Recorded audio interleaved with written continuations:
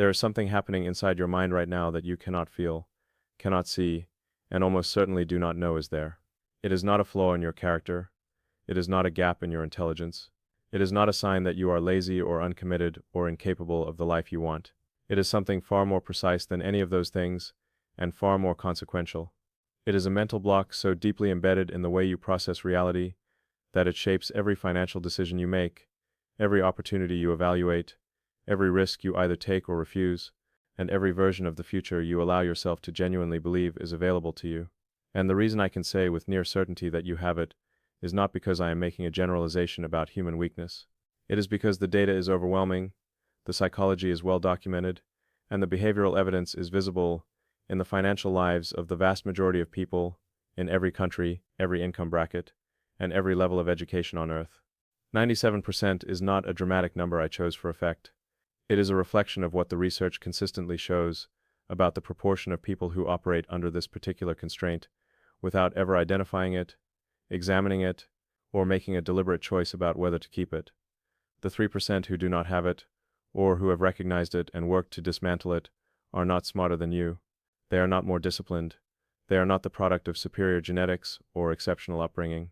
They are people who, at some point in their lives, encountered the right information at the right moment and had enough clarity to let it change something fundamental about how they think. That is it. That is the entire difference. And what I want to do today is be that moment for you. Not with inspiration, not with motivation, not with the kind of pumped-up energy that fades by tomorrow morning, but with the cold, precise, well-evidenced truth about what this block is, where it came from, how it works inside your head, and what it is costing you in numbers you can actually calculate. I want you to understand the stakes before we go deeper, because the stakes are what make it worth staying uncomfortable for the length of this conversation. The financial cost of this block is not marginal. It is not the kind of cost that shows up as a slightly lower bank balance or a modestly less impressive retirement account. The cost is the difference between two fundamentally different versions of your life. First, one version is the version most people live, where income and effort are permanently linked, where financial security is always one layoff, or one medical bill, or one economic downturn away from unraveling, where retirement is a distant hope rather than a designed outcome, and where the gap between what you earn and what you keep never quite closes regardless of how much the first number grows. The other version is the one where you own things that generate value while you sleep, where your financial life has momentum rather than just motion, where the decisions compound forward rather than canceling out, and where the word freedom means something specific and measurable rather than just a feeling you chase. The block is what separates those two versions, not luck, not income, not intelligence or discipline, or any of the qualities we are typically told to develop. The block. A belief so precisely calibrated to keep you in the first version that most people live their entire lives inside it without ever knowing it exists. But before I tell you what the block is, I need to tell you what it is not. Because there are 100 popular theories about why people fail to build wealth, fail to reach their potential, fail to close the gap between where they are and where they imagined they would be. Most of those theories are either too simple or too comfortable. They blame external circumstances. They blame the economy, the government, the wealthy, the system. Those things are real, and their influence is real, and I am not dismissing them. But they are not the primary reason. Or they blame internal shortcomings, lack of discipline, lack of focus, lack of ambition, lack of work ethic, and those things are also real. But they are not the primary reason either. The primary reason is something that operates upstream of all of those things. It is something that determines how you interpret circumstances before you respond to them, and how you evaluate your own capacity before you decide whether to act. It is not about what is happening around you, or even what you do. It is about the invisible lens through which you perceive what is possible. And until that lens is identified and examined, everything else, every strategy, every habit, every piece of advice, is being filtered through it in ways that subtly but consistently bend the outcomes away from what you actually want. The mental block is this. You do not actually believe at the level of the brain that controls your behavior that you are the kind of person who gets to have the life you say you want. You believe it consciously. You say you believe it. If I asked you directly whether you think you are capable of building financial security, or starting a business, or investing successfully, or reaching a level of income that gives you genuine freedom, you would probably say yes. You might say it with genuine conviction, but your behavior tells a different story. Your behavior tells the story of someone who is subtly, systematically, and consistently holding themselves just far enough back from the things that would require them to fully show up as that person. And the gap between what you say you believe and what your behavior actually reflects is not hypocrisy. It is the fingerprint of this block. It is the evidence that the conscious belief and the operational belief are two different things, and that it is the operational belief, the one running quietly in the background, the one that was formed long before you had the capacity to evaluate it critically, that is actually driving. Psychologists call this the identity gap. I think of it differently. I think of it as the ceiling that is not there. Most people in most areas of their life are not limited by actual ceilings. They are limited by imaginary ceilings that they have never touched because they have never pushed hard enough to find out whether the ceiling is real. And the reason they have never pushed hard enough is that the operational belief, the deep program, told them before they started that pushing hard enough would only end in failure, and the psychic cost of that failure would be worse than the cost of staying comfortable. So they stay comfortable. They operate in the safe zone just below the ceiling they believe is there, and they call this being realistic. They call this being grounded. They call this having perspective and not getting carried away. And they are right, in a sense, because the ceiling is not the external world ceiling. It is theirs. But they are wrong about whether it is fixed, because it is not fixed. It was installed, and anything that was installed can be removed, if you understand how the installation happened and what it would take to replace it. So let us talk about how it was installed, because this is the part that most people find simultaneously uncomfortable and clarifying, which is exactly the combination you need in order to actually change something fundamental, rather than just feeling temporarily inspired about it.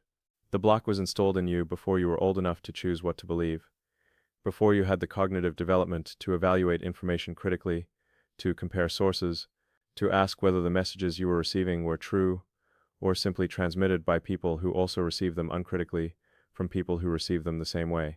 Somewhere between the ages of roughly 4 and 14, your brain was building the foundational map of reality that it would use for the rest of your life, as the baseline against which all new information gets measured. Neuroscientists call this the period of peak neuroplasticity for identity formation. What you observed, heard, experienced, and absorbed about who you are, what you are capable of, and what the world makes available to people like you during those years, did not just influence you, it became the architecture. The walls, the floors, the ceiling. And here is where it gets precise. Because it was not only the explicit messages that shaped you, it was not only the things people said directly to you about money, about success, about what was possible for your family. It was the ambient information, the way money was talked about in your house, the tone of voice when it came up, whether it was a source of tension or ease or shame or pride, whether the people around you treated wealth as something you build or something that happens to other people, whether ambition was celebrated or viewed with suspicion, whether failure was treated as data or as evidence of fundamental inadequacy. All of that ambient information was being processed by a brain that had no filter for it, no critical distance from it, no ability to say, this is one perspective, and I choose to evaluate it rather than absorb it. It was just absorbed, wholesale, into the architecture. And the architecture, once built, does not announce itself. It does not sit in a room labeled beliefs about what I deserve and wait for you to come examine it. It becomes the room. It becomes the environment through which you move and make decisions and evaluate possibilities. You do not see the architecture any more than a fish sees the water. You simply experience the world that the architecture creates, and you interpret that experience as reality rather than as a filtered version of reality. This is the most critical distinction I can draw, and it is the one that takes the longest to actually feel even after you have understood it intellectually. The world you experience is not the world as it is. It is the world as your foundational map predicts it will be, filtered through beliefs formed before you had the capacity to form beliefs deliberately. And within that filtered world, your behavior is completely rational. The decisions you make perfect sense. The risks you avoid are genuinely threatening. The opportunities you miss are genuinely not visible. The problem is not your reasoning within the system. The problem is the system. Consider for a moment what this means practically. If you grew up in a household where money was chronically scarce and the emotional atmosphere around it was fear, then your foundational map encoded scarcity as the normal state and abundance as a condition that belongs to someone else. Not necessarily through any dramatic moment, not through a single formative experience, but through thousands of small observations accumulated over years, each one adding another data point to the model that the brain was building of what the financial world looks like and where you belong inside it. By the time you were old enough to start making independent financial decisions, that model was already running, already filtering, already doing the quiet, invisible work of making the world consistent with what it believed to be true. And then consider what happens when that person, carrying that map, encounters an opportunity, a chance to invest, to start something, to negotiate, to ask for more. The opportunity enters the filter, and the filter, running its well-practiced program, does not evaluate the opportunity on its actual merits. It evaluates the opportunity against the background question that the map was built to answer, which is whether this is something available to people like me. And if the answer is no, if the map says that people like me do not get to have things like this, then the opportunity does not register as an opportunity at all. It registers as a risk, or a distraction, or something that sounds good in theory but would never work out in practice for someone in my situation. And the person, entirely unaware that this evaluation has just happened, experiences it not as a belief operating on their perception, but as a clear-eyed, realistic assessment of the facts. This is the block in operation. This is how 97% of people move through a world that contains more opportunity than any previous generation of humans has ever encountered, and still arrive at the end of their financial lives having captured very little of it, not because the opportunity was not there, but because the filter ensured they never truly saw it. Now let us talk about something that makes the block uniquely difficult to dismantle, and that is the way it is reinforced by the social environment most people live inside. Human beings are social animals in the most literal neurological sense. We are wired to take cues from the behavior of the people around us about what is normal, what is acceptable, and what is possible. Mirror neurons, the neural mechanism that allows us to feel what others feel and understand what others do, operate below the level of conscious awareness, constantly scanning our social environment and updating our own model of how the world works based on what we observe in the people we spend time with. This means that if the people around you do not build wealth, if the people you grew up with and work with and spend your evenings with are operating under the same block you are, then your brain is receiving constant confirmation that the block is not a block at all. It is just reality. It is just how things work for people like us. And every conversation, every dinner, every casual observation of the financial behavior of the people you are closest to is adding another layer of reinforcement to the very belief that is keeping you stuck. This is what makes the environment so powerful and so difficult to escape without deliberately changing it. The block is not just inside your head. It is in the air of the room you spend the most time in. It is in the shared story of the community you belong to, the unspoken agreements about what ambition looks like, and whether it is admirable or threatening, about whether money is a tool or a source of shame, about whether the wealthy got there through superior effort or through luck or ruthlessness, that regular people cannot and should not emulate. Those shared stories are not just conversation. They are the substrate of the operational belief. They are the water that keeps the block hydrated and functional. And draining that water, replacing the social substrate with something different, is one of the hardest and most necessary parts of dismantling the block for most people. This is why the advice to find a new tribe, to surround yourself with people who have the financial outcomes you want, rather than the financial outcomes you have, is not just an inspirational platitude. It is a neurological prescription. It is the recognition that the mirror neuron system is going to update your beliefs based on your social environment, regardless of whether you consciously choose for it to do so. The only question is which direction it updates, and the answer to that question is determined almost entirely by who you are watching. Now let us get specific about how this block manifests in financial behavior, because the philosophy is only useful if you can see it operating in actual decisions you recognize from your own life. The first manifestation is what I call the rehearsal of failure. This is the mental habit of walking any significant financial decision through an imaginary sequence of events that ends badly before you have even committed to attempting it. You think about starting a side business, and within seconds your mind has already produced a detailed and emotionally convincing narrative of how it fails, how embarrassing it is, how your friends quietly pity you, how you end up worse off than when you started. This mental movie is not based on analysis. It is not based on evidence. It is the block generating a protective story designed to keep you from attempting something that could end in the specific kind of failure your foundational map was trained to fear. And because the movie feels so real, so plausible, so detailed, it functions as evidence. It makes the imagined failure feel like a prediction, rather than a fear. And you make your decision based on the prediction, which means you are effectively making your decision based on the fear, disguised as rationality. The rehearsal of failure costs you nothing in the moment. It feels like caution, like responsibility, like not jumping into things without thinking them through. But counted across a lifetime, the decisions it prevents represent an almost incalculable sum of foregone opportunity, foregone growth, and foregone compound interest on both money and capability. The second manifestation is what I call compulsive normalizing. This is the tendency to look at your financial situation, whatever it is, and find ways to explain why it is normal, why it is what you should expect given your circumstances, why other people who are in significantly better positions got there through luck or advantages you do not have. Compulsive normalizing is the block defending itself. Because if the gap between where you are and where you want to be is explained by external factors, you do not have to examine the internal map. You do not have to ask whether your own beliefs and decisions have contributed to the gap. You do not have to sit with the genuinely uncomfortable possibility that you have been the primary constraint on your own financial trajectory. Normalizing is comfortable. It provides an explanation that does not require change. It is also, in the long run, catastrophically expensive because it removes the most powerful lever available to you, which is your own behavior, from the equation entirely. When you have fully normalized your current situation, you stop looking for the door. You stop looking because you have already concluded there is no door, that this is just how it is for people like you. And that conclusion, held firmly and reinforced daily by the social environment we discussed, becomes a self-fulfilling prophecy of the most airtight kind. The third manifestation is the one that is most directly costly in measurable financial terms. I call it permission seeking before acting.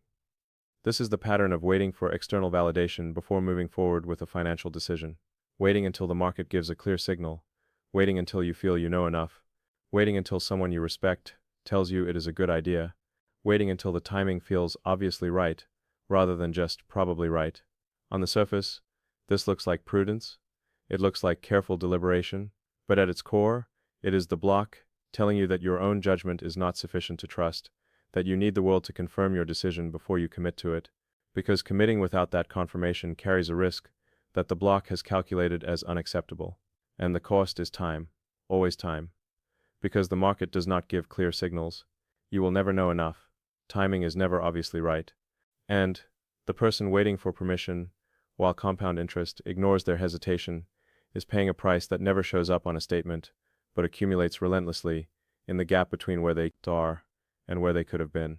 The most important financial decisions of anyone's life are made under uncertainty, with imperfect information, on timelines that do not accommodate indefinite preparation. The 3% know this and move anyway. The 97% know this intellectually, but cannot feel it in a way that changes behavior, because the block converts every moment of uncertainty into a reason to wait, rather than a condition of action. The fourth manifestation is the most psychologically sophisticated of all, and it is the one that most directly explains why intelligent, informed, financially literate people can still be completely dominated by this block. I call it strategic incompleteness. This is the tendency to research, plan, and prepare for a financial goal, right up to the point of execution, and then to find reasons why the preparation is not quite complete, why there is one more thing to learn, or one more variable to account for, or one more scenario to consider before it is responsible to act. The cycle of almost ready is the block at its most elegant, because it produces all the feelings of progress without any of the exposure to the risk of failure. You are working hard, you are being thorough, you are taking it seriously, you are almost there. And the block is perfectly content with this arrangement, because the one outcome it was designed to prevent, the moment of genuine commitment and full exposure, never arrives. The plan never becomes action. The research never becomes investment. The preparation never becomes launch, and the person remains, indefinitely, on the edge of beginning. This is the trap that catches the most capable people, because it exploits the quality they are most proud of, their conscientiousness, their thoroughness, their refusal to do things halfway. The block has learned to weaponize your strengths against your ambitions, and that is genuinely masterful in the most destructive possible sense. If any of these four manifestations feel familiar, not as abstract concepts but as patterns you recognize from your own decision-making, then you are encountering the block directly, not in someone else's story, in yours. And that recognition, uncomfortable as it is the beginning of what it actually takes to change it. Because here is what I want to make absolutely clear before we get to the question of how. The block is not permanent. It was not woven into your DNA. It is not a fixed feature of your personality. It is a learned response, and learned responses can be unlearned. But unlearning requires something that most approaches to personal development and financial coaching completely skip over, because it is slow and unglamorous, and cannot be packaged into a 7-step system with a compelling title and a 30-day guarantee. Unlearning requires exposure. Repeated, deliberate, graduated exposure to the exact experiences that the block is designed to prevent. which means the only way to dismantle the ceiling that is not there is to push against it. To take the action your operational belief says will end badly, and discover that it either does not end badly, or ends badly in a way that is survivable, or ends badly and teaches you something that makes the next attempt better. Any of those three outcomes begins to update the map. Any of those three outcomes delivers new data to a system that has been running on old data for decades. And the map, once it begins updating, does not stay the same. So it cannot. The brain is plastic, even in adulthood, even after decades of operating on a fixed set of foundational beliefs. New evidence changes it. Not all at once, not dramatically, but incrementally, experientially, in the way that only doing produces. Let me be concrete about what this looks like in practice. Because the instruction to just take action is almost useless without specificity about the scale and nature of the action that is actually required. The exposure that dismantles the block does not need to be large. Does not need to be large. In fact, starting with large exposure is usually counterproductive, because the block responds to large exposure with large resistance, and large resistance is very difficult to sustain through. The exposure that works is calibrated. It is the smallest version of the thing you are afraid of, scaled up gradually as each iteration proves survivable. If the block prevents you from investing, the exposure is not immediately putting your life savings into the market. The exposure is opening the account, just opening it. Then making one contribution of whatever amount feels non-catastrophic. Not the optimal amount, not the perfectly researched allocation, just something. Moving, going in, then making a second contribution, and a third. And at some point, somewhere in that sequence of small, unremarkable contributions, the brain updates. It recalibrates the threat level associated with that action. It moves investing from the category of things that happen to other people into the category of things that this person does. And that recategorization, quiet and undramatic as it is the foundational shift that makes every subsequent financial decision slightly easier, slightly more aligned with the future you are trying to build.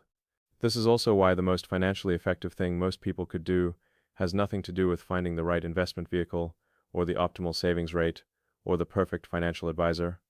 The most financially effective thing most people could do is take one small financial action they have been avoiding and let the outcome of that action, whatever the outcome is, begin to update the operational belief.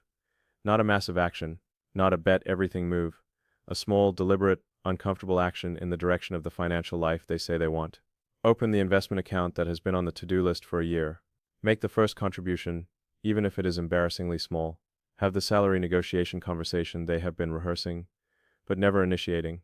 Start the side project with the first available hour, instead of the perfect available block of time.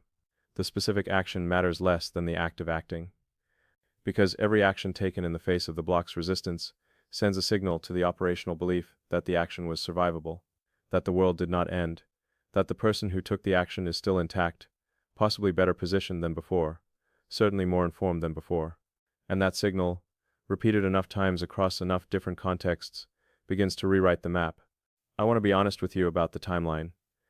Because false promises about how quickly this changes are one of the reasons people give up when the change does not happen in the week or month they expected.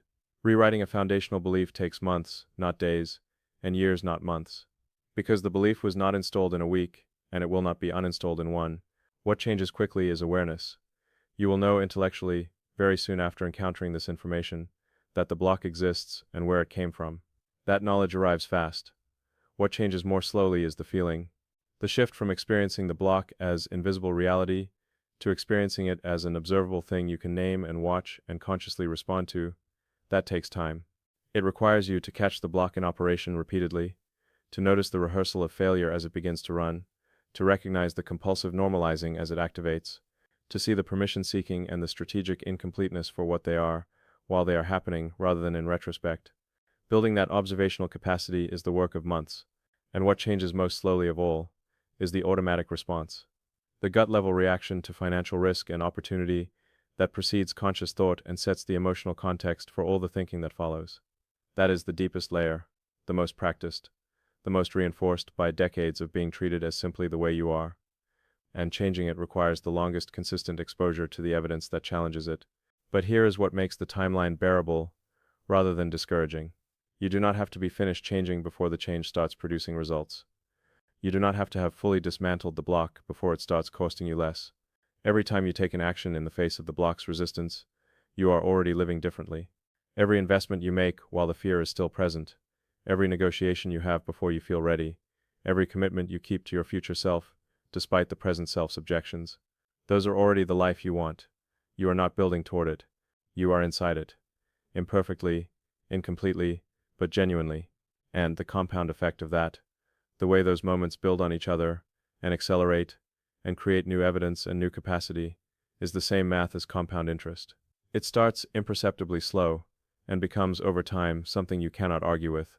I want to close by talking about the 3%, but the people who do not have the block, or who have substantially dismantled it, because understanding what they have in common is more instructive than almost anything else I can offer you. And because I think most people expect the 3% to be fundamentally different from them in ways they are not. They are not without fear. This is the first thing to understand clearly. The 3% are afraid. They feel the resistance. They experience the pull toward the safe option, the familiar pattern, the well-rehearsed excuse. They are human, and the block is a human thing, and it touched them too. What is different is not the absence of fear, it is the relationship to fear. Where most people experience financial fear as a signal to stop, the 3% experience it as data. It tells them something significant is at stake. It tells them to pay attention and prepare carefully. But it does not tell them to stop. They have learned, through repeated exposure, that fear in the context of a meaningful financial decision is almost always the block protecting a ceiling that is not actually there. So they feel the fear, and they move anyway. Not recklessly, not without preparation, but they move. They have internalized the understanding that the discomfort of acting on uncertainty is temporary, and the cost of not acting is permanent. And that calculation, made clearly and honestly, almost always produces the same answer. The second thing the 3% have in common is that they have made peace with looking wrong in front of other people. One of the most powerful mechanisms the block uses to enforce itself is the social threat. The threat of being seen to fail, to have tried something and fallen short, to have claimed ambition and not delivered on it. This threat is real, because human beings are social animals, and social judgment carries genuine pain. But the 3% have done a specific calculation about that pain. They have weighed the temporary discomfort of being seen to fail against the permanent cost of never fully trying, and they have decided, clearly and deliberately, that the second cost is higher.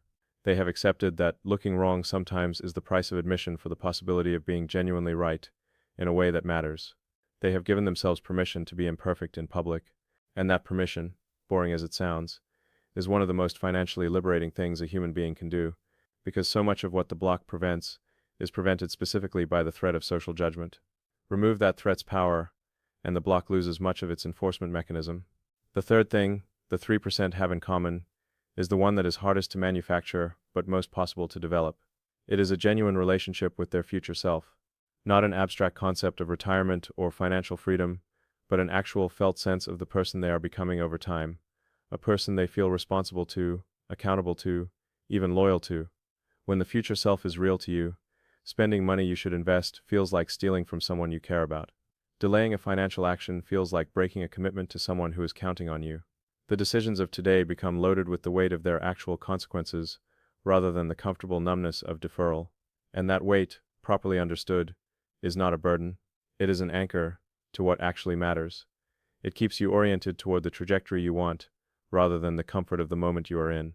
It gives every small financial decision a larger context and a felt consequence that makes the right choice easier to make, not because it stops being hard, but because you have placed it inside a story where the stakes are real, and the person on the other end of the decision is someone you have decided not to abandon. You have the block. Almost certainly you have it. You have had it since before you understood what money was, or why it mattered. It has been shaping the financial life you are living right now, in ways that are invisible to you precisely because invisible is how it was designed to operate. But you also have the thing that dissolves it, which is the awareness of what it is and where it came from, and how it moves inside your decisions. That awareness does not make you immune to it. Nothing makes you immune to it. But awareness changes the relationship. It moves the block from background to foreground, from invisible architecture to something you can see and name and choose your response to. And that choice, the one you make in the moment when you feel the block activate and you decide whether to follow it or to move anyway, that is where the entire game is played. That is where the 3% live. That is where the financial future you actually want begins to become real. The door is open. It has always been open. The only thing that was ever keeping you from walking through it was a ceiling that was never actually there. Go find out for yourself.